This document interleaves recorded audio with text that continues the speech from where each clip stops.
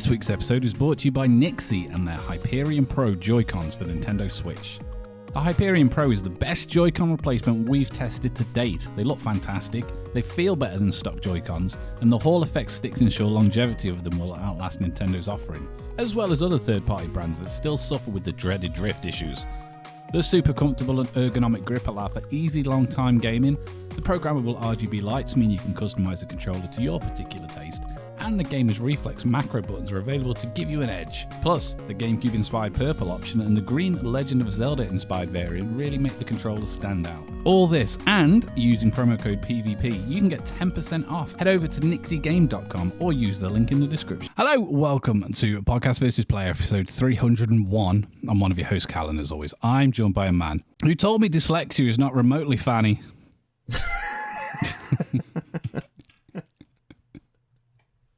It's only bloody Dan. Evening. It's Wednesday. We're back on track-ish. Yes. Well, you sound a little bit better than you did last week. Yeah. I think what we should have done, really, we should have moved the special podcast to this week and just done a shit one last week. But then the numbers wouldn't make any sense, would they, Callum? And obviously, we would just go, normally it would have been every 50 episodes, but we're going to do this one's a one-off. It's too late because we've already recorded it. It's gone out and it's been out for a week. Yeah. Too late. Too little, too late. How are you, sir? Very good. Yourself? I'm not too bad. A lot better than last week. Still ill, but, you know, I'm a big, strong man. And I've got lots of medicine. That's not what you were like last week. You were a blubbering little bitch. It was like, oh, God, I feel terrible. Don't put the camera on me. I look like a fucking bag of shit. That's what I'm like this week. And yet here we are. No, I've got some news, Dan. Some news that couldn't wait. You already know about the first lot because you sent it to me. Damned. Yeah.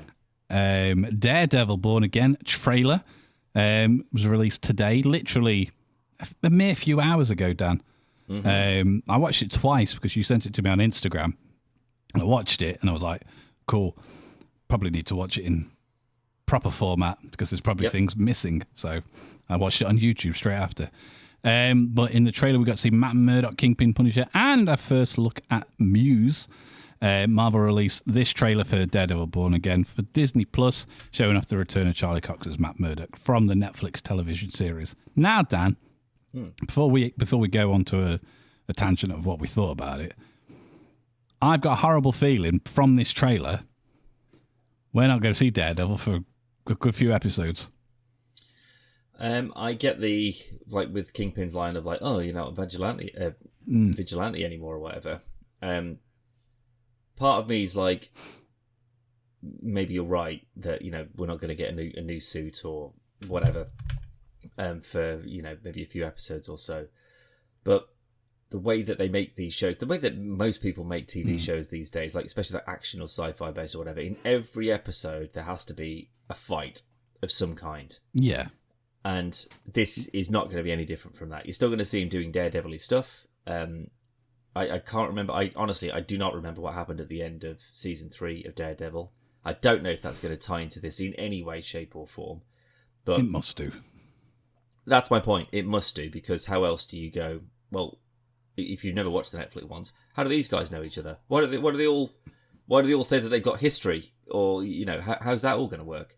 Yeah. So if they're saying that the Netflix one is still in the same universe as the standard Prime MCU universe, then good, because it saves a lot of previously ons. You know, you just go watch it. It's fine. And now it's on Disney Plus anyway. It's on Disney Plus, on there. Yeah. The interesting thing is, I would have thought if they were saying like is a direct sequel, is that it would just be season 4. So it wouldn't be like a separate thing. It would just be a part of what's already on there. I think it's a soft reboot. Yeah. The only thing is, it's like, okay, well, are you cherry picking certain things from seasons 1 to 3? Are you just saying that, you know, it's the same characters, the relationships are all basically the same, but we'll just say that anything that happened is just we're not going to talk about it. It's fine. There's no dragons, there's no defenders, there's no Iron Fist running around or whatever. Because technically, if they were to say, yeah, this is the same, it's the Netflix Murdock, it's the whole thing. That's just it's this now, but we're just, like you say, we're just doing it again a little bit differently. Does that mean that Luke Cage and Iron Fist and Elektra and everyone else is all still knocking around and they've just yet to be seen for the last 10 years? I mean, potentially, but that's where it would, where you said the cherry picking the bits. Exactly. They've gone, everybody loved Daredevil, everybody loved the Punisher, everybody loved That'll Kingpin, and then they've kind of just left it at that with Foggy and Karen as well. But well, they've been testing it slowly, haven't they? You know, they put Kingpin into Hawkeye. Yeah. And everyone was like, "Oh, no way! What a great little callback! That's wonderful." And they go, "Right, okay, well, we'll keep him on board. That's good. We'll keep that keep that in mind." Then, obviously, they've been talking about Daredevil for ages, but then we get him in She-Hulk, and annoyingly, yes, it was probably the best part of She-Hulk, which it shouldn't have been. It's a show about somebody else. And then we also get him back in Echo as well. Yeah. So it's like, you know, they keep bringing him out, and people are just like, "Amazing, get him back. Let's do it again." Spider-Man. And in Spider-Man, yeah, exactly. So that's the sort of, you know, he's crossing various boundaries for people to be like, yeah, we want to see this, we want to see more of him. And I just don't. That's the only thing I don't really know. I think it'll be fine.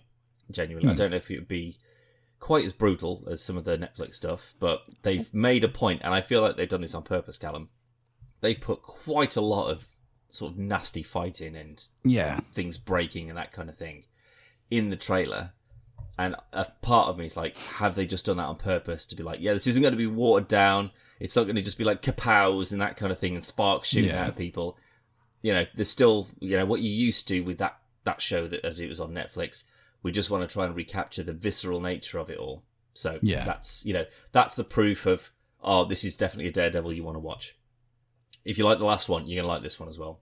That's what I feel they were going for with the violence. And again, like you say, here's a fan favourite, here's a fan favourite, here's a fan favourite. Get them all in there. Get people who watch the Netflix stuff. Maybe they've been a bit, you know, what's the word? They've been a bit, you know, jilted by some of the Netflix Plus stuff. Some of the stuff. Disney Plus stuff. And it's like, maybe they're losing some of their steam, or quite a lot of their steam at this point. This could be a trailer that makes people go, "Ooh, yeah, I'll go back and watch that. It looks great." It did feel like season 4, a trailer for season 4 of Netflix's Daredevil, and that's I do think that's a good thing.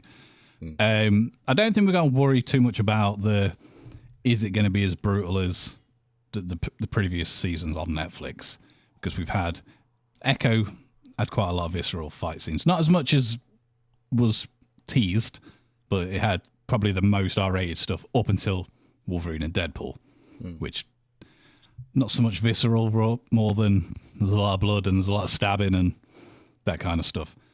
But I do think it would be a really shitty way to treat the character if they bring him back and go, it's just a moodier version of Agatha all along. And I don't think people will trust him again for this kind of stuff if they don't like give us the goods.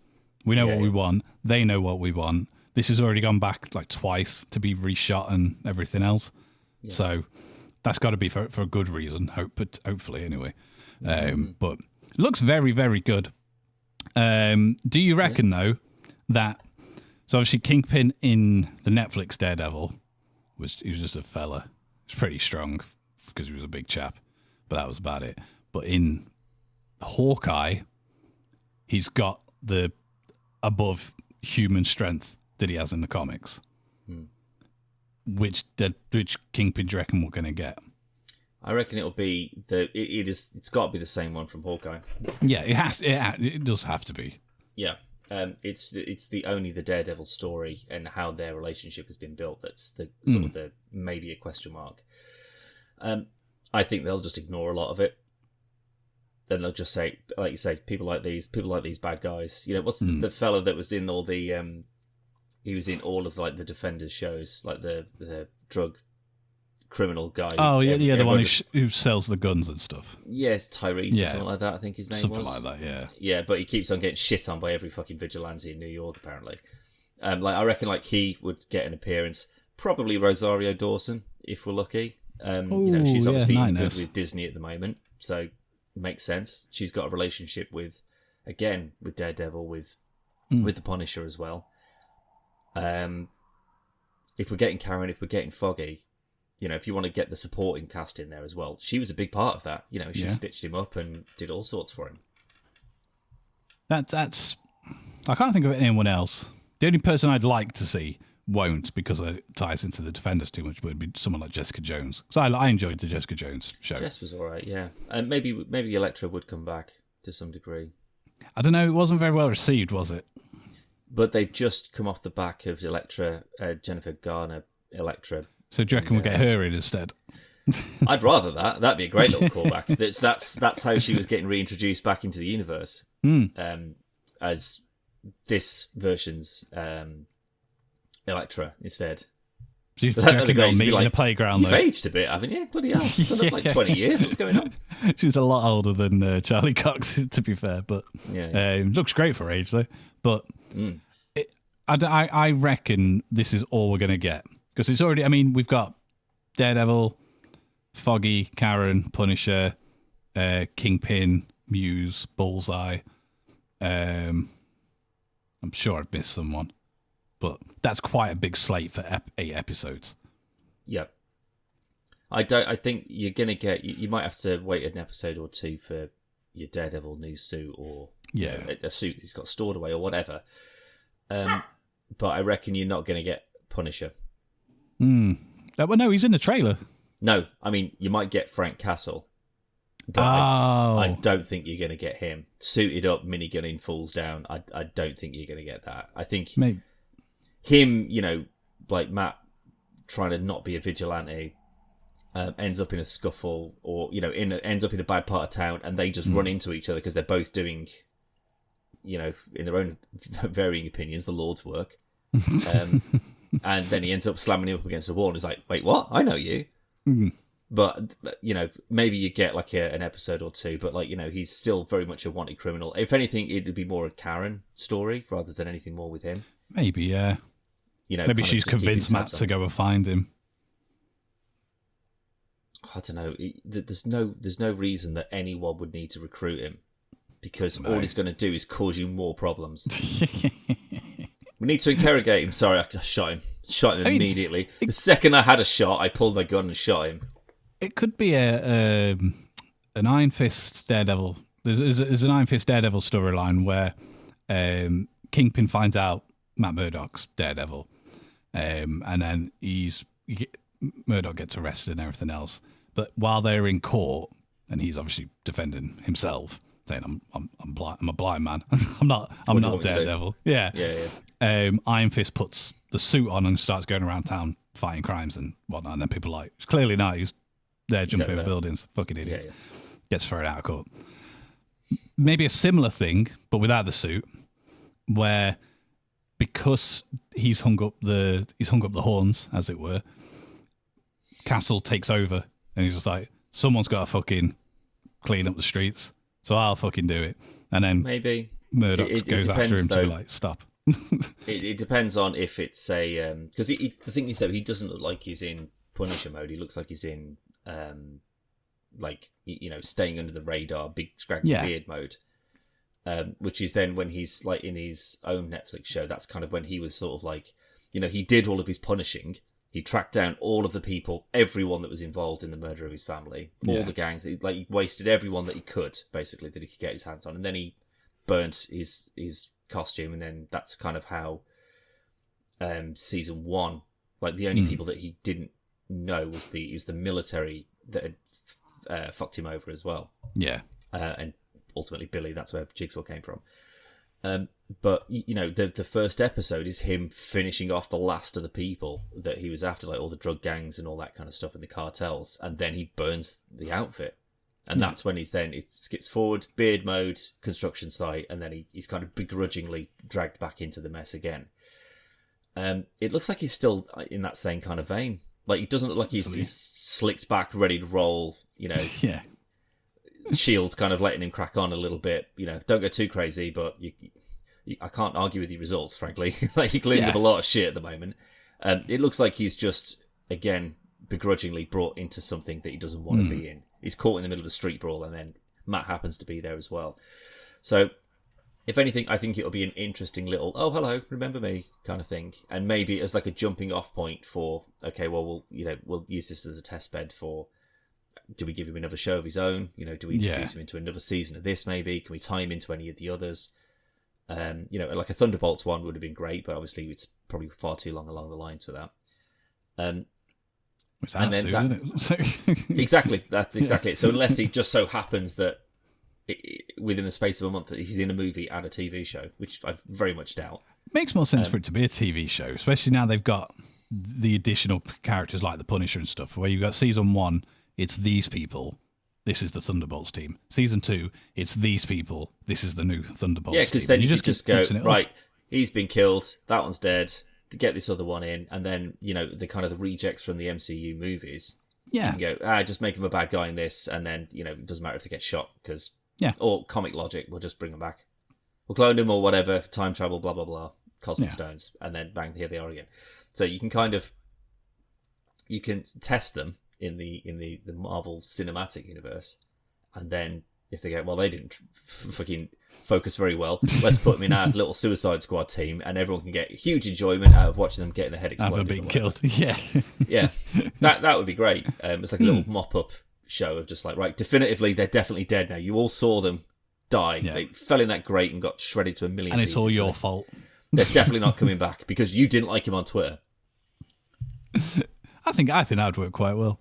And the fact that you have got we might never see Daredevil and Punisher and Kingpin and stuff make that jump into the movies of the MCU world, but if we can get an even bigger connected story via that Disney was always Plus. Where they were treading the line between like the Netflix and the MCU stuff, is because they were just like, well, it seems to be very one-sided kind of, yes, we're part of that, but the movies weren't particularly reciprocal with that, to say, oh my god, we've got to go to court, I know who can represent us, dun dun dun. Until that's the biggest problem though, isn't it? No Way Home, and then it's just like, oh, here he is, when there was absolutely no reason for him to be, absolutely none. Well, you've got two lawyers at your disposal, like two high-profile Marvel lawyers in the obviously She-Hulk and Matt Murdock, and we don't really see either of them doing a great deal of lawyering.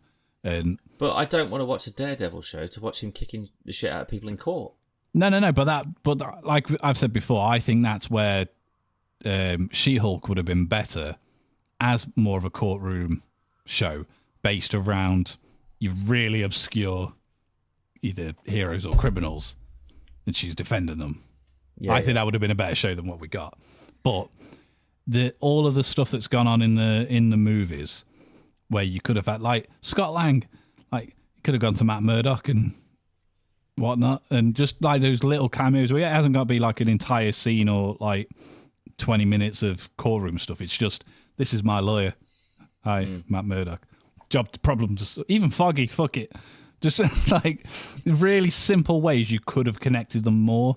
But like you say, it was very much the Sony Marvel thing where you ask Sony and they're like, this is part of the MCU. But you ask Disney and Marvel and they're like, no, it's not. Yeah. It's like very, very similar. Yeah, I think we're just going to see a lot of testing for this. Like, this could be, this is potentially like one of the highest profile TV shows that they're going to make, because it's already based on an actor and a character that's already done very well with a different production. Yeah. I wouldn't really want to try and replicate that, because I don't know, because everyone is going to hold you up against what's already been out, which is already kind of on a pedestal of like, this is how you do it, and this is how you do it properly. To kind of come back and do it and not get it exactly right, like you say, they've had to go back and redo it, various parts of it. Yeah. I wouldn't. I'm cautiously optimistic, is what I'd say. But part of me, it's kind of like Echo Fever. Like I'm seeing it, I'm just sort of like, is this every fight we're going to see? Is that the only time we're going to see him in the suit? Is Frank going to bump into him on the thing and they put it in the trailer, but he's actually only for 3 minutes in no other episodes, and that's it. That's the only time we ever see him. Yeah, that's the sort of stuff that gets me worried, mainly because of like how Disney are putting these trailers together, and it seems like I've been burnt quite a lot, especially like with things like The Acolyte most recently. He's like, oh my god, Carrie Ann Moss. Yep, can't wait to see her. Oh, she's dead. And that's it, yeah? Oh, okay, cool. So there's a lot of that where it's just sort of like, look at this cool thing, look at this cool thing, and then when you look behind the scenes, it's like, yeah, that's the only cool thing, and then that's the only other cool thing. But we put it in the trailer to make you think that there's an hour and a half of these cool things. Yeah, that's my biggest worry at this point, is that we may have seen whatever's the most interesting and the most like the Netflix show already. I'm again in full agreement, cautiously optimistic because the trailer was good. Yeah, and I want to be proved wrong. To be clear, yeah, I want that's this to exactly be what I was going to say. Yeah, I want to be wrong about that. But I do honestly think, and again, I could be well off the mark, but I do think that they've sat back and they've gone, what do people want? Let's just give it to them. They did it. I mean, we had it with Deadpool and Wolverine. We got not me personally, but we got Channing Tatum as Gambit. We got Wesley Snipes back as Blade. All these silly things that don't, in the grand scheme of things, they don't add a great deal to the movie, but it's what people wanted, so they're like, go for it. Yeah. And I think if they've done that with this, they've sat there and they've gone, they just want they want season 4 of the Netflix show. Mm-hmm. Just give it to them. Yeah, we need to maybe just throw a bigger budget at it so we can get a costume that's perfect. Yeah. And, just try and make it brutal. And, we don't have many things outside of, like you say, like Deadpool and Wolverine. That's like properly sort of like, oh, bloody hell, calm down a bit. Yeah. Not that you need to, and that's not why that show was so good. But I think it's also when it came out, what else was the TV equivalent of that at the time? Arrow. There wasn't much. And when that's your options, it's a few sort of like, middling Birds of Prey kind of deals. Mm. And you go, fuck me, this is really well written, isn't it? And it's like looks gorgeous, and the score's amazing, and all the outfits are great, and it's related to this other big universe thing that I'm also really kind of fond of. It kind of ticks all the right boxes at the right time. Whereas if you just try and replicate that now, it's like, we've seen all that. What else have you got? Where's your big CG monster that he's got to fight? I mean, I'm hoping we don't get that. But it's the... I do think you can't do... I mean, a good example being She-Hulk. We got to see Daredevil in a more comedic role where there was a little bit of fighting, but it's not really a fight when it's against She-Hulk. And not when she can throw you against a building so hard you explode. Yeah, she literally just squash him in with one hand. Yeah. But the walk of shame after he's leaving her apartment. That's stuff, really good. Like, yeah. It fit with the theme of the show, but it didn't fit with the Daredevil that we've known for the last however many years. And I think that visceral aspect, and I don't mean that as in he's got to be brooding and serious all the time. He's like, there's loads of quips in the Netflix shows. He's quite witty at times. Matt is. So I think there's still room for that, but I do think you've got to have that reaction to some of the fight stuff, like especially with Kingpin, like he's squashing somebody's head in a car door, and you need all of that because it's Hell's Kitchen, it's Marvel's Gotham, it's just a cesspool of fucking violence and drugs and sex, and it's seedy, and it's just nobody wants to fucking live there. I bet the properties are real cheap though.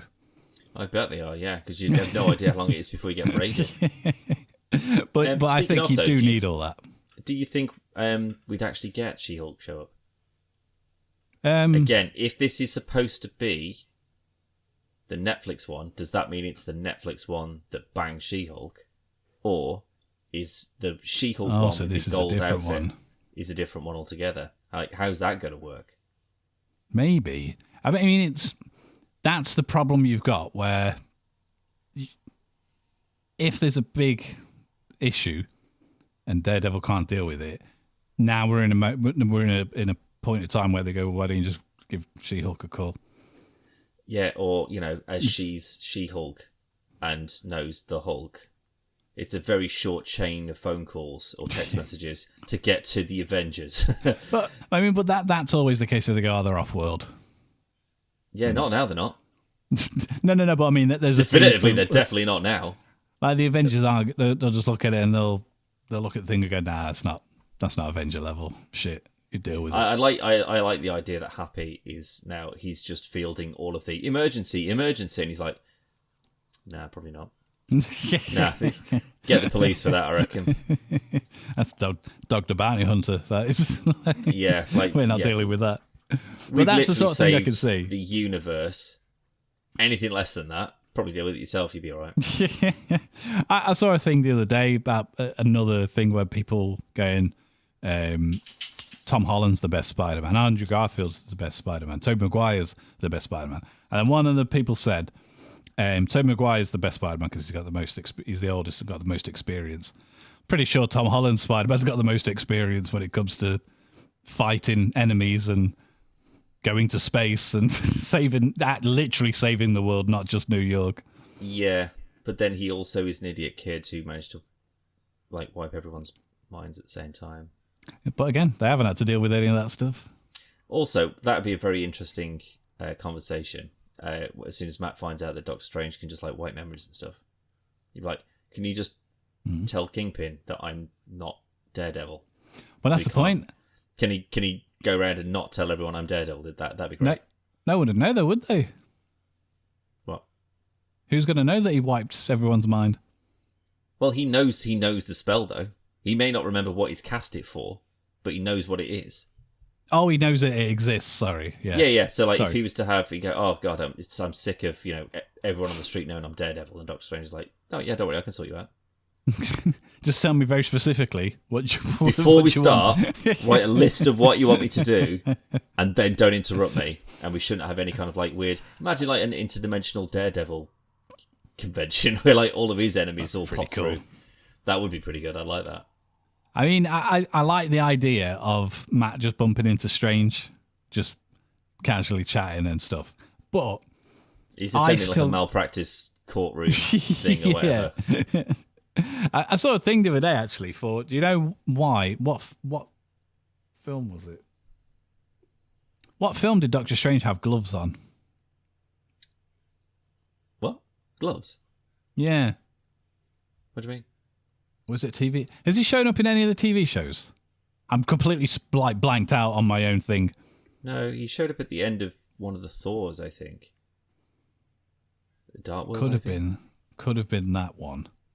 Anyway, he makes a brief cameo in something, and he's got gloves on. Yeah, those big yellow leather gloves. But the reason that he had the gloves on was because the budget would have gone up too much, and he only had to do that one scene, doing all the CGI scars and stuff on his hands.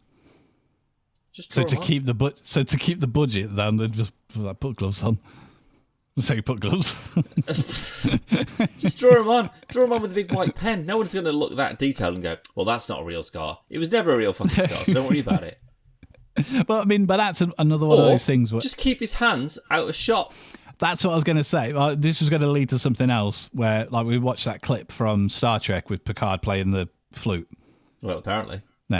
Apparently wasn't playing it, though, because it was somebody else's hands, a la the chef from the Muppets. And we were saying we would never have noticed that if no one had ever pointed it out. Honestly, I know exactly that episode, and no, I've never seen that before. I've never clocked it, but now that you have, you go, oh fuck yeah, that is probably not his hands, is it? Oh, yeah, it's very noticeable after the fact. But in that same episode as well, I'm pretty sure it's with him and Vash, and they're going through a turbo lift, because he's trying to find a perfect acoustic part of the ship that you can play this piccolo in. But not a piccolo. What is it? Because she's playing the piano thing, isn't she? It's like a ramekin, something like that. I can't remember exactly. But they go into this this. It's supposed to be this just one little section of the ship, and it's this conjunction of turbo, Jeffrey's tubes and things like that, tunnels and stuff. And it's got incredible acoustics apparently. And when they're in there, the open tunnel behind them is absolutely just a picture. It's a picture of what the inside of one of those tubes looks like, and it's so so noticeable. Like, I can't watch it without going, God, did not even look at it. And I know it was filmed like 40 years ago for SD, and you never would have clocked it. Yeah. But after they've re-engineered everything so it looks a bit better, man alive, those little things, they get picked out real fucking quick. Well, that's what I was going to ask. Like, do you reckon it was noticeable when it was first aired? No. I mean, I've watched that episode a bunch of times, and it wasn't until you sent me that, and I was like, huh, yeah, you're probably right. I've never clocked it before, and I never would have done it. It's just really well done. That's what they should have done with Doctor Strange, and just kept his hands down, and then done like either somebody else's done the hands, 6 hours of makeup on someone else's hands. Yeah, like outside, like you go Bob the caterer. Yeah, we've already budgeted for him, so we'll just get his hands done and then do it that way. Or you go the complete opposite and you just do Muppet hands. But again, I've never watched Thing and then gone, well, why's he got gloves on? That's really weird. It was just, I never really thought about it. No, you wouldn't do, because again, the focus isn't about that. You'd be like, oh my God, that guy. Not, wait, that guy, what's he wearing? What's he got yellow marigolds on? However, moving on, Dan, from Daredevil, Halo is finally looking set to make the jump to PlayStation this year. Halo. Now, at the moment, this is just a rumour. Leaker Nate the Hate, who this week reported that Nintendo is set to reveal the Switch 2 on January the 16th, which is tomorrow. So we'll find this out pretty soon. Okay, well, that will damage the credibility of whatever else you're going to say if it turns out to not be the case. This is what I mean. He has got previous experience, not experience, I'm probably the wrong word, but he's got previous leaks that were true. Okay. So he has got some credibility. But he also reported in a separate podcast that Microsoft will be bringing Halo to the PlayStation in the form of the PlayStation 5 port of Halo, the Master Chief Collection, as well as releasing on the Switch 2. Well, Callum, I think that's fine. I'm fine with that. I think this has to be a reciprocal relationship. Not because it's Microsoft and PlayStation, but because PlayStation are obviously releasing games to Epic and PC. Steam and PC in general. But obviously that's not through Game Pass, which would be a bit silly.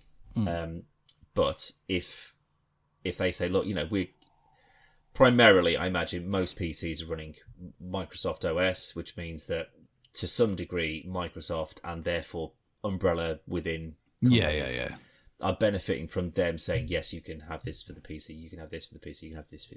And rather than just saying, well, we own like all these other huge developers and we'll allow you to still have it on your platform as well as on ours anyway. They're saying, well, this one you never would have had, but we'll throw you a bone. Yeah. An armoured covered bone, and you can have Halo. If that is true, anyone who holds on for dear life to the concept of a console war, their dreams are truly dashed. Because then it's like, okay, well then, if that's the case, how long before Gears starts to make its way over? How long before Forza starts to make its way over? Because if they're being clever about this, they go, well, fucking hell, PlayStation are just, or Sony should I say, they're kind of getting more money out of people years after a game's been released. That's not very often that happens, unless they're paying for DLC or buying in-game currency or whatever.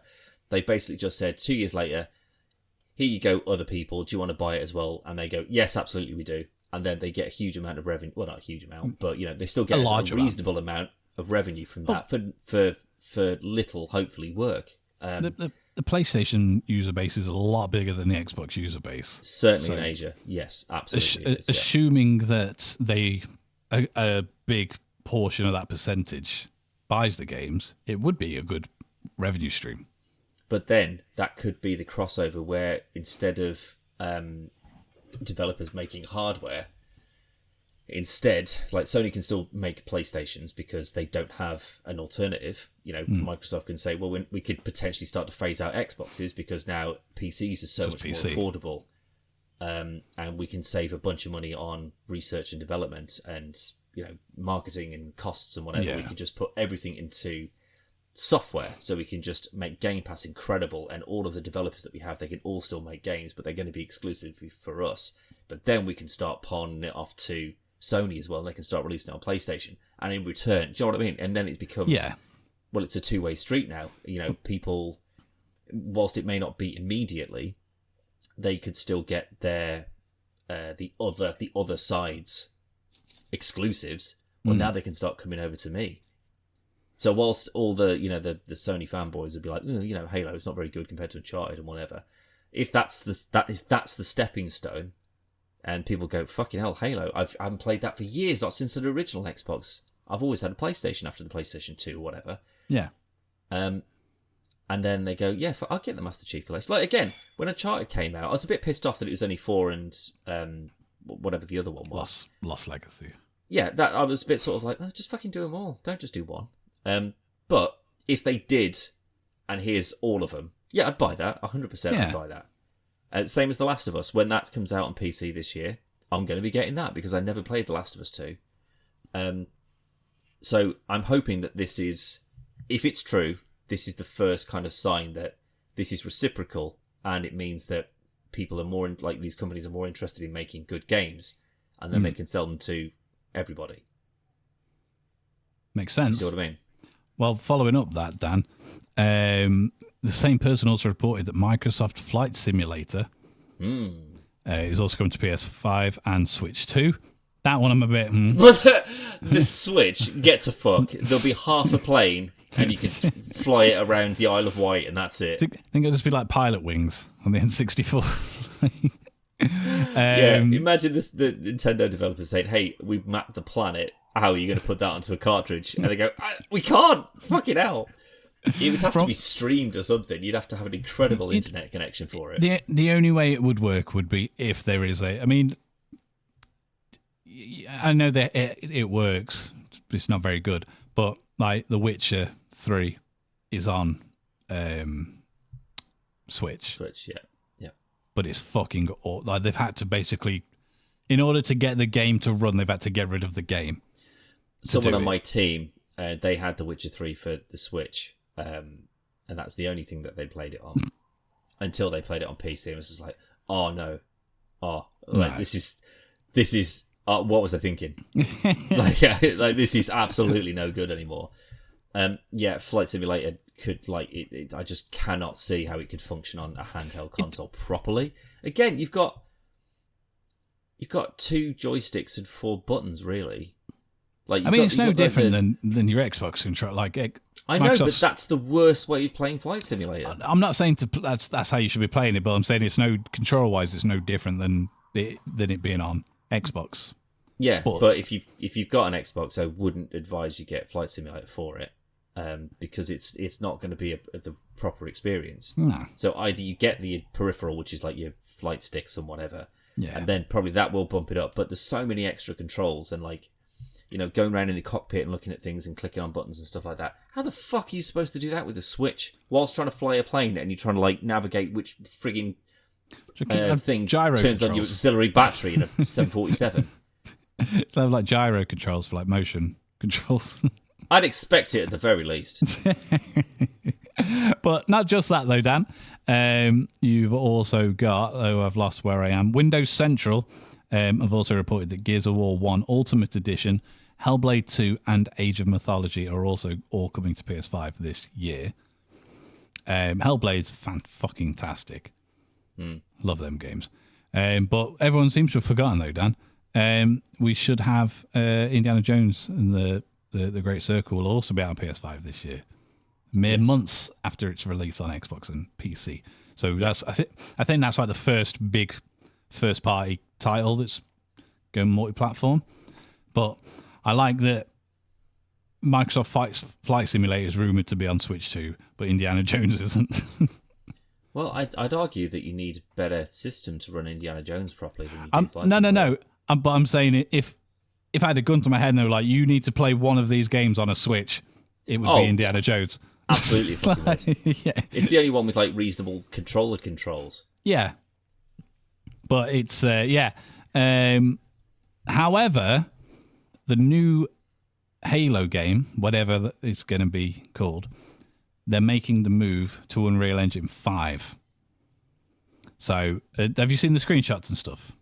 No, Looks not at all. beautiful. It looks stunning. Looks real good. Best looking Halo. It's not even a real Halo. It's just like a concept thing. But Yeah. if that's the case, that's going to make multi-platform games to PlayStation and Switch a lot easier. Yeah, because that's what they're all developed on at the moment. Yeah. Yeah. So that will be interesting. But we'll find out tomorrow if the Switch thing's true. Obviously, the Halo thing's not going to come to fruition until it happens, I guess. That's when we'll know. I mean, either Sony needs to say yes, it's happening, or Microsoft needs to say yes, it's happening. Yeah. At this point, it's kind of like, oh, that would be fun if, in the same way, if we go back a couple of years and say, yeah, well, PlayStation games on the PC, that would be nice, wouldn't it? Yeah. But arguably, is it going to happen? Probably not super likely. The PlayStation things wasn't a massive surprise. I mean, years and years ago with the PS3, they were doing they did a collaboration with Steam, and there was a whole thing that was going to happen, and it was going to be you were going to be able to get Steam on PlayStation, and to a degree, and you'd have a handful of titles, which included Half-Life, Portal, etc. And you could buy them and play them on your PS3. Sure. It didn't happen, and then what we got instead was the Orange Box collection, which is a physical version of the games that you could play. But they were looking at it way back when, and then they did the cross-platform stuff with DC Universe Online as well. So there's always been that thing for PC there, just nothing ever happened until, what was the first game? Just Spider-Man or God of War? God of War. God of War. Because Days Gone, I think, was... That was a fair bit after. No, Days Gone was after. No, Days Gone was first, I think, because your argument was always, these like Horizon, things like that, they'll come over. Beyond will come over. But like their tent poles, the Uncharted's, the God of Wars, they wouldn't, because they're Naughty Dog. They're so keen to the PlayStation side family. I'm sure that's what the case was. Horizon was the first one. Yeah.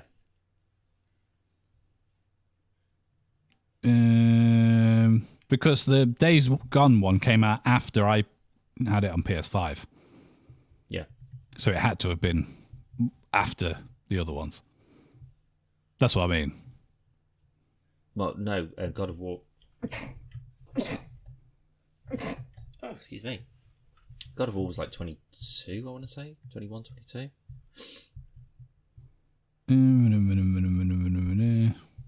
This is a rubbish list. It doesn't tell me.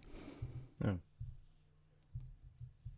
But yeah, so it's not a massive surprise. What is going to be surprising is as time goes on, and I can't think of an example, but we'll just say Uncharted 5, and it comes out in PlayStation in December, and then it's on PC in January or February or something like that. Then it'll be a big surprise. But well, Final Fantasy Rebirth is coming out on PC like in 2 or 3 months, I think.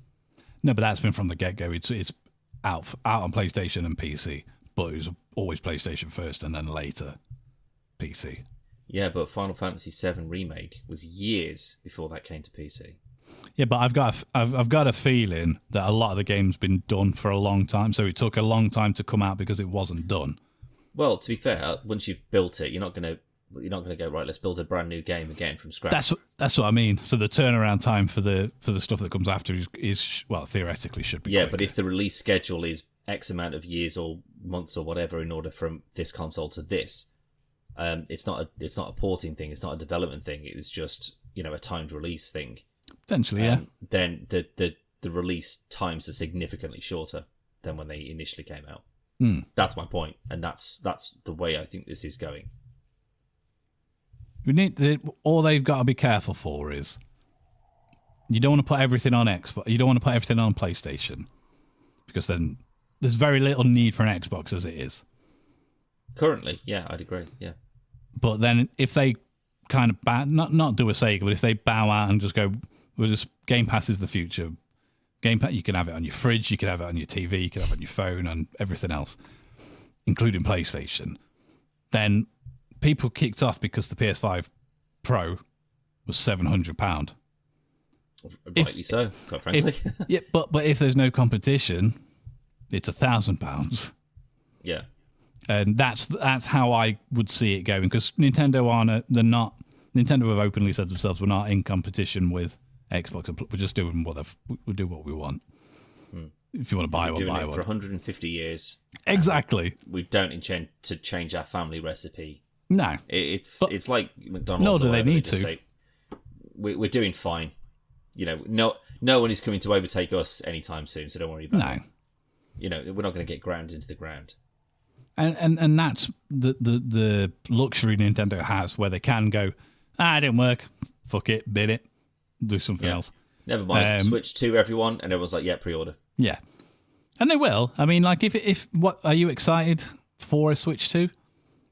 Only in the sense of, I'm sort of a recent adopter of the Switch. Nintendo's always been beating a dead horse for me for a long, long time. And whilst I don't think my opinion on that has changed, I just think that they're beating it in a far more creative way than I gave them credit for. Yeah. But would I spend £400 on a Switch 2?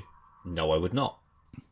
If I could get... Again, I always said the same thing, even up until the day that I got the Switch. It was, if the right deal comes along, that it's attractive enough for me to go, yeah, I'll fucking buy that. That's a great deal. Then I'll do it. Again, it's not a money thing. I bought this GPU for £500, but it's worth a lot more. So I was like, fuck me, that's a really good deal. I can't, disagree with that if I'm paying something which I believe is an appropriate price for my want for it. And if it was released and they say it's £350, I'd probably give that a genuine consideration. It's just the only problem I've got with it, Callum, which is what I've always had with it, is the price of the fucking games. If they go, it's £400 for the console, and then it's £60 per game for the first couple of years until it's absolutely not. They're good, but I just can't justify it. I will probably, dependent on price, I'll definitely get one. I know you will, but you use yours a lot more than I use mine, and yours is more of a family thing as well. Yeah, it's out of all the consoles we've got. I mean, obviously Logan he's got a Series S, and he plays that a lot because of Fortnite and stuff. But the Switch gets used a lot. Yeah, and we've got 2. Logan's got his own, I've got mine. But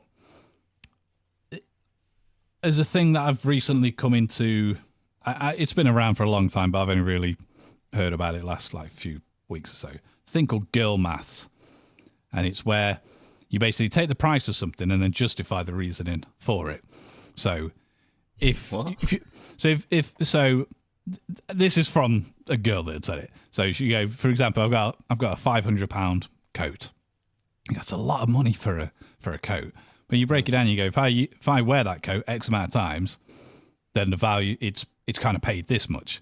And if I wear it, so it basically she works it out to the point where the coat's basically free. It's not, because she spent £500 on it. But her mathematical argument for it's I can't explain it very well. I'll find it again and send it to you. But also that the same argument you could have for a coat that costs £200.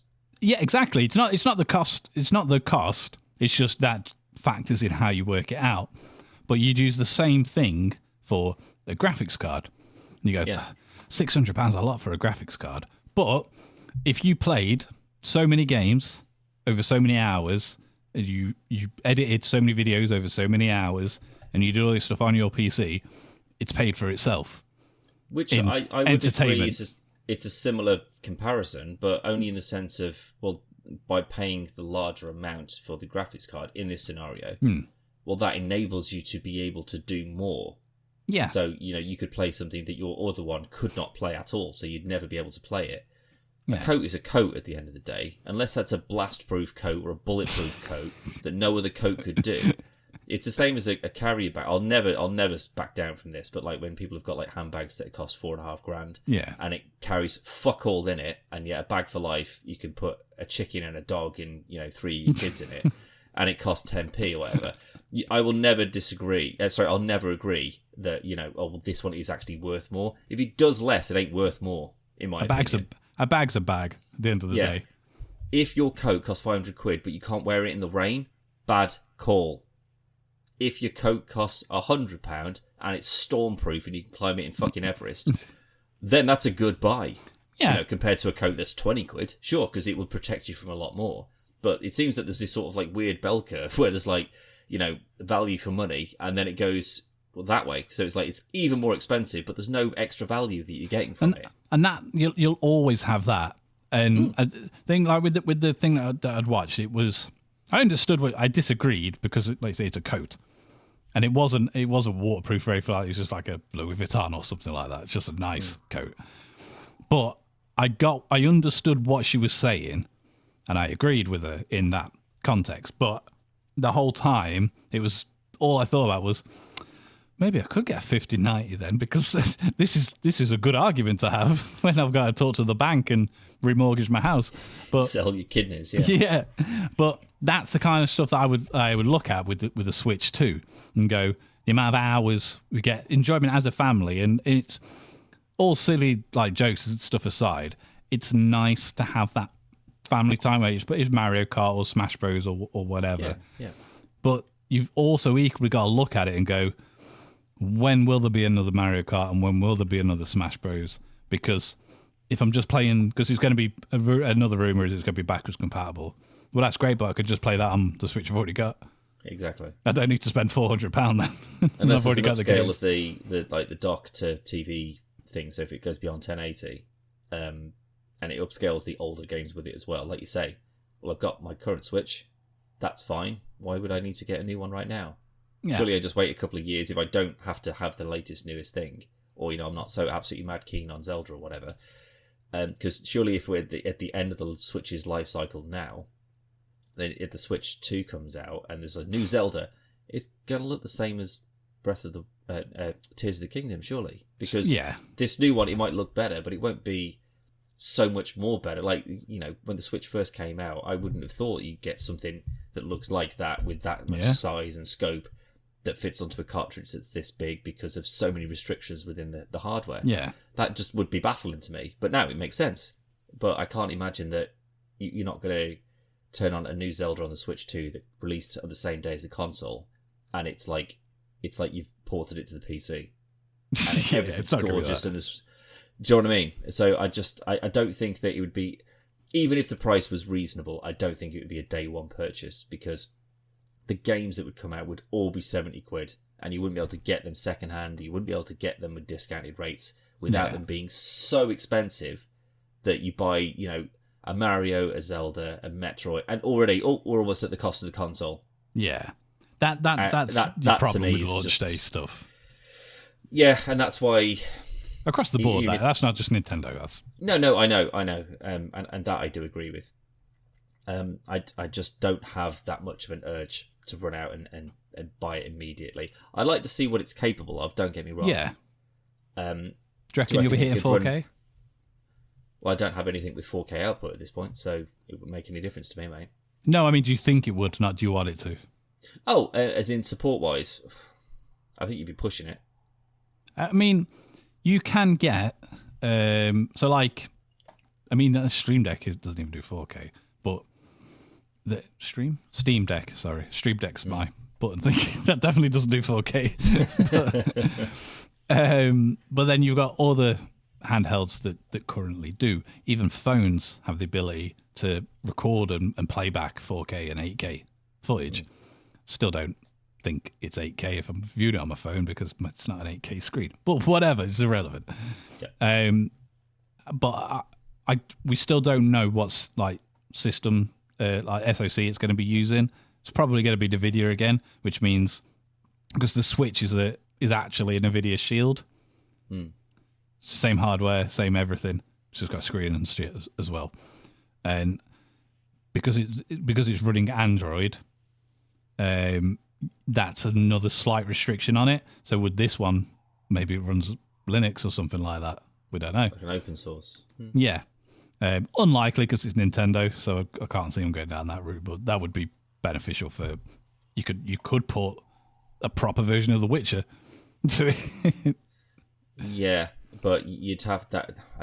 If you're still going to restrict yourself to a physical cartridge, then surely the game size has to be either digital or physical media. It has to be about the same size, because Why would you go, do you want it on a cartridge or do you want the digital download, which is 3 times the size, but it looks and plays better? Because you go, well, I want the digital one. And you go, cool, well, you've got no hard drive space then. Yeah, it's like, and it's 90 quid. Yeah, and it's even more expensive. So people are always going to opt for the worst version of it because it's the cheaper one.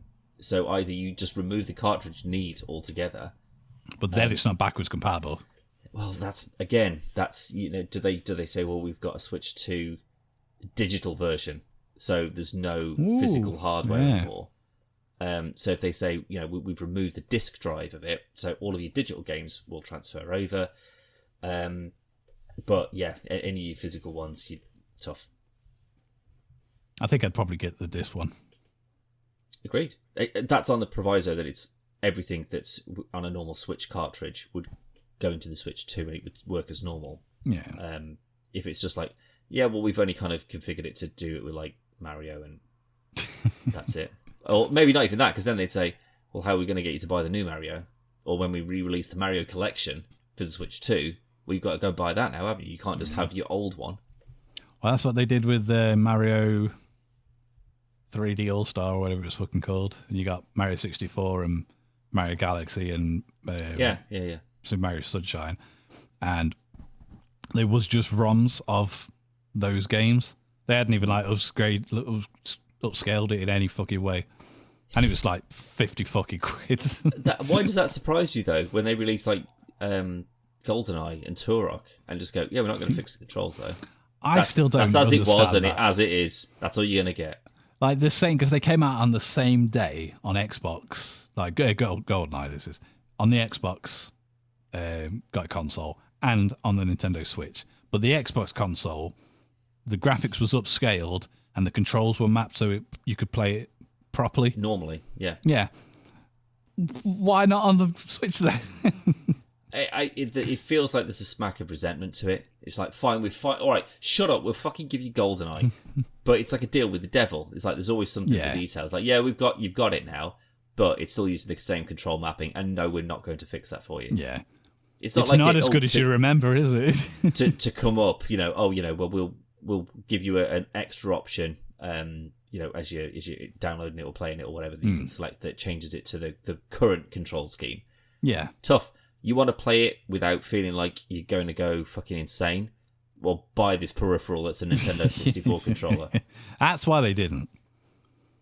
But surely they go, no one's going to buy this. I think it sold out very quickly.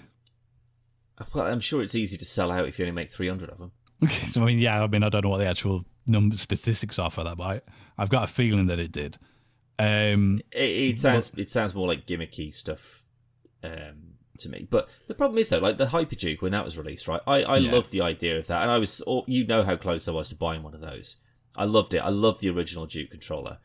But it doesn't, I don't need that to play a certain game that was on like the original Xbox or something. It's not limiting to, well, you have to buy this third-party controller. This additional controller. Yeah. To be able to play this game properly. Otherwise, well, tough tits. It's not going to work. It ain't ideal. And I've got a feeling as well, there was a control scheme on the 64 version of GoldenEye. And I can't remember what it's called. I want to say Lotus, but I could be wrong. And if you held 2 64 controllers in your hand and changed it to that control scheme, you could move with the left controller and look with the right one, as if had a giant. That sounds useful, doesn't it? Yeah, and it did, and it did work, and I remember doing it. But I remember looking, and that wasn't an option. So they even took out an option that was already in the fucking game, because it would have worked easier on the Switch because it's already 2 controllers. Yeah, it is. So it was perfect. It's just not there. So, but yeah, I remember sat in the kitchen just going, 2. And there was somebody that did a mod where he basically cut an N64 controllers in half and then welded them together. So it was just a massive fucking controller, but it's just for playing GoldenEye. Yeah. It was very, very stupid, but it's cool. Yeah. Anyway, the last bit of thing I got, Dan, before we go. Captain America Brave New World is out next month. It is next month, that's right. The runtime has been revealed, Dan. And it is only an hour and 58 minutes long, making it one of the few. Well, no, because it's one of the shortest MCU movies. And it's pushing 2 hours. I thought you were going to say it's like 84 minutes. And I was like, uh-oh. Like, that's really not good. When I saw the headline, I did think it was going to be like under an hour or something like that. Yeah, they've had to trim a whole lot of shit out of that. Yeah. 2 hours sounds about right. I think feels it's like what fine. Most of them should usually be. are. It feels like it's about 2 hours usually. Except like Endgame or whatever. But no, but there's expectations for movies, and I think if I don't know, Ant-Man was 2.5 hours long, and Endgame was an hour and 58 minutes. That doesn't seem right. I think you could have got Endgame down to 90 minutes or so if you'd just decided that he won. Yeah. They're like, yeah, he won, and everyone came out to try and fight him, and then he killed them all. Easy. Done. It would have been quicker, to just open with, in Infinity War. Thanos has already got all the stones, and it's like the first 20 minutes is just like chatting, and then he just clicks, and everybody disappears, and it's the end then. Yeah. As soon as he gets all 7 of them, he'd say, right, there's no more humans. Yeah, and clonk. 90% of the Avengers vanish immediately. I mean, you are left with Vision, and I feel... Well, no, Vision would already be dead because he's got the stone. Yeah, and he also ripped it out of his fucking head, mate, so I don't think it'd be that big of a deal. To be fair, that's why the only time I prefer What If, and it's when he comes through the portal. Cuts him in half. And it's just done. Yeah. It's so fucking good. The only scene. Have you watched any of that? The new season? Nope. Neither have I. No, I did. Not even inclined to watch it either. I intended to, but I haven't. No. I'm finding fewer and fewer pieces of time to myself at the moment. And of any of that's committed to watching TV or movies, that is so low down the list of what I want to try and, at least when I've got some time to myself, to try and get through. And with the time that I do have, I've got things like Ghost of Tsushima and games that I bought. Alan Wake, for God's sake, I haven't touched that in months. Because I'm just sort of like, I need to use the time that I've got for the things that I've already bought. That ain't going to get removed off Disney Plus. So eventually maybe I'll get to it. But that is usually when I've run out of things to watch, or I can't watch Next Generation again in a row. I've started watching Community. Oh, mate. What, rewatching, you mean? Yeah, sorry, what did I just say watching? Yeah, so rewatching. We've definitely talked, because I talked you into this ages ago. Rewatching, because it got to the point, every time I wanted to watch it, I'd go on Netflix or whatever, and I'd go, it's not been long enough yet. And then it's got to a point now where it's been long enough, and I've watched Brooklyn again for the 8th fucking time. We've done The Office again. Yeah. And I was like, it's time, Community time. It's not on Netflix. It's not on Disney Plus. It's not on fucking Prime. So I'm having to watch it on ITVX. Really? Oh, that's awful. When was it taken off Netflix? I don't know. Because I know Parks and Rec was taken off Netflix, because I was furious about that. But I didn't know they'd taken that as well. I was lucky with Parks and Recs, because that was coming off when I started watching it, and I think I was like so many episodes in. But it went from there to Prime. So I was like, I'll just carry on watching it on Prime. Or the other way around, I can't remember. Yeah. So I just picked up where I left off. But yeah, Community is not on anything else. It's on Prime, but you got to pay for it. But I'm watching it on ITVX. Which is fine. Way of watching TV. But there's adverts. Adverts. Yeah, there will be. ITV, yeah, mate. For the bulk, for the most of it, it's only before an episode, which I'm all right with that. That's okay, because I can go and get a drink or have a piss or whatever. They started doing that on Amazon, though, didn't they? It just said, right, we've got 2 adverts for you. Basically, it's like, look, we know you don't want to watch them, but we'll put them at the front, and then you don't have to fucking whinge about it, all right? Yeah. Because you can go and make your drink or whatever as they're all playing, and then you can come back and you can just watch the whole episode. Unless it's something that's new and popular, in which case, tough tits, you're going to get them anyway. I've been lucky. To this day, I've still not had one during something. What was I watching when it was coming up for me, and I was absolutely livid about it? The Boys. It was The Boys, wasn't it? Oh, mate, I was absolutely fuming. I was like, I'm paying like 80, I think 90 quid a year now for fucking Amazon. The biggest company in the fucking world. But no, adverts anyway. And you don't want that, or pay extra. That's the only thing I don't agree with. I'm fine with adverts if you do it. I don't like them, but I understand that sometimes it's a necessity for companies. Yeah. But Netflix went, we're going to put adverts on Netflix, so we're going to have this free or really cheap tier. So you got adverts on that. If you don't want them, pay to get rid. Yeah. Or just stay on the one that you're already on that hasn't got adverts. Don't even worry about it. Yeah. But Prime went, we've never charged you for adverts or anything before, but now we're going to. And if you want to get rid, it's more. Yeah. We're going, and if you want Paramount Plus, that's more. And if you want access to Amazon Music, well, that's more. It's the most expensive streaming service, I think. I would say so, but it's awkward because Zoe was like, "We're going to get rid of it," and I was like, "Yeah, but we get it because you've got Prime." Yeah, it's a fringe benefit. It's fun and it's a nice thing to have because I do buy a lot off Prime, and I can't knock Amazon's customer service. As of the other week, I'd ordered some shoes, and some kind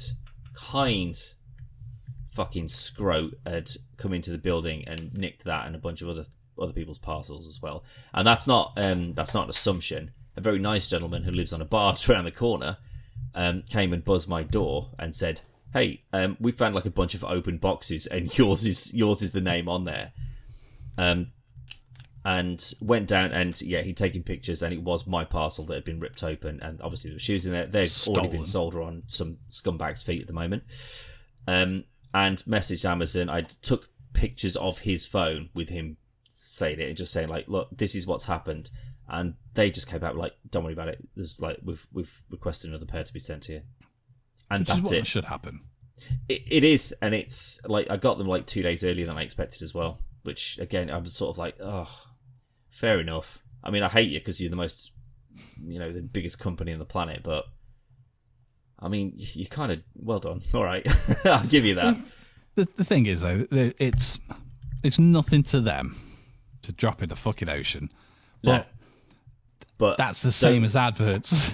Yeah, it's other people that are abusing the system. Why am I having to deal with adverts for it, for goodness sake? And I don't like it. But I've got to put with it because it's an ITVX, which is free. So well, that's true. And if anything, if that advertising is helping to pay for more seasons of Fallout, I'll deal with it. Unlikely. I'll deal with it. I can't imagine the revenue from their adverts is a massive amount to Amazon. No, it's probably paying for the site hosting fees or something like that. Maybe, yeah. It's not GoDaddy or whatever. Yeah, that's what they use. Yeah, it's Amazon, but you buy Squarespace. Wix. Just one person at Amazon is in charge of the website, desperately fixing things. But no, I mean, as a service, I like Amazon Prime. I don't watch a lot of stuff on there, but the stuff I do watch, I really like, and I think their originals, like The Boys and Preacher and stuff like that, far better than a lot of other stuff. But again, it's like the Rings of Power and stuff like that. They went, we've made this show and it's cost us $1 billion. That's why there's adverts. I bet you it is, because they've done a second season of that and they go, fucking hell, we're going to have to get another one of these out. So adverts for everyone until we can afford more Lord of the Rings things. Which, again, if they come out and they go, if you want all this good content, it's got to come from somewhere, that's fine. But to just go, we'll take the adverts off you, but you're not watching anything they pay for. Yeah. Easy. That's an easy way of doing it. Yeah, Rings of Power, you want to watch that? Well, you got to watch the adverts that pay for it then. It's going to be $6 an episode because it's really expensive and we didn't plan for it to be. Just do that. The similar thing to Netflix, where you go, you got to how much is Prime a month? Does it work out at? I don't know. I pay for it annually. I normally do it yearly, but yeah, because it does actually work out cheaper. It would be 15, 16 quid a month, I imagine. So just for ease of maths, it's £14 a month, and you could pay that. Don't get any adverts and stuff because that's what you're paying anyway. But we do one that's £5 a month, and you don't get next day delivery, but you do get music. and you get the TV. piddly amount of music that they give you on it. That's what I really hate about Amazon Prime Music is it's like it'll come up on the screen for the Alexa lady, and it'll be like, oh, you might like this artist from your music listening, like habits. But if you ever play it, it doesn't play you the version that you want to listen to. It's like a live version of it or a cover version of it. And you're like, I'll play this album. Oh, you want the actual album? Yeah, oh, no, you got to pay for that. Sorry. but I could just listen. Limited or whatever it is. Yeah. My sister pays for that. Why? Just get Spotify. It's cheaper and better. Well, that's what I said. Like Spotify. Well, my arm keeps falling. It's really annoying. But Spotify, I think it was. I love Spotify, but I stopped using Spotify because I got Apple Music for free with EE. Mm-hmm. So I was just like, well, that's like £10 a month.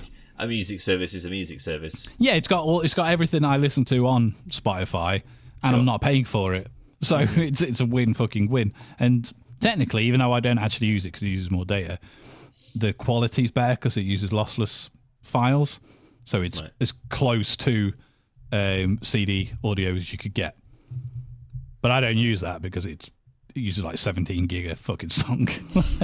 Not that much, obviously. But anyway, it's a good service. I'm not paying for it, so I'm like, cool, I'll use that. And I said to her, I was like, you're an EE, why don't you see if you can get Amazon Apple Music? Because, well, I already pay for this now. But you could stop paying for it. Yeah. You're not locked in forever. Yeah, the 12-month contract. So. Yeah. But I think it's stupid.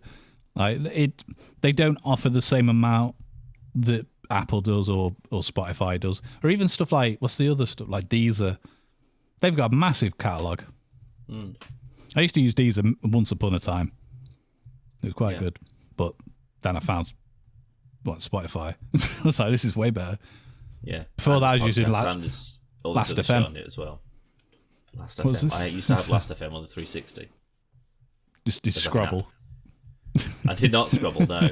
I don't think Scrabbling was the thing back in the day. I remember using it to listen to music before. I think it was before YouTube, to be honest. Yeah, it would have been because it. But I remember it being severely limited as well in terms of its availability. Like it would have been the same sort of thing, like, oh, it's Run to the Hills by Iron Maiden. You go, oh, great, and then it's like, oh, it's Run to the Hills in 1972 in Clapham Junction, like played through some taxi guy's stereo or something, recorded on a boom mic, filming the news next to it as they were passing. And it's like, oh, this is the worst possible version of listening to this. I don't want to listen to this, but it's the free one. But that's how they get you, though. That's how they get you. And then you've got, like you say, you've got the likes of Spotify and Apple Music where they just go, literally any song you want, ever. Yeah. Just and listen to it if you want. For the most part, I've yet to find like a weird, obscure thing that isn't on there. I've had a couple of times where, particularly with Apple Music, where sometimes they haven't got a particular album. But then like literally like a week later you'll get a notification going, this is on. You go, oh, what is this? That last week? Yeah. Like, I mean, Amazon Music had this really annoying thing as well. It would just remove albums. But it wouldn't remove it from your playlist. So if you've made a playlist, it's happened a few times where I was listening to, I don't know, like AC/DC or whatever, and you'd add all the albums. I think it happened with Pantera as well. And you've got your playlist, so like your Spotify playlist equivalent, you've added all your bits into it as what you like, and it'll still select it when you like playing shuffle, but it won't play anything because when you go onto the thing it's like, oh yeah, this album's been removed from like the free version, so it won't just go, okay, well I can't play that one, I'll just play the next one. It stops to go, hey, you need to pay if you want to listen to this. Fucking hell. And it was that just made me think, oh, this is just not worth it. To be fair, Apple did the opposite, where they used to put music on that you didn't ask for. Yeah. So remember that with the U2 album? They just put on everybody's fucking But no, I've never really used Amazon music stuff. They do have, and I keep meaning to use it, and I never have, unlimited photo storage. Really?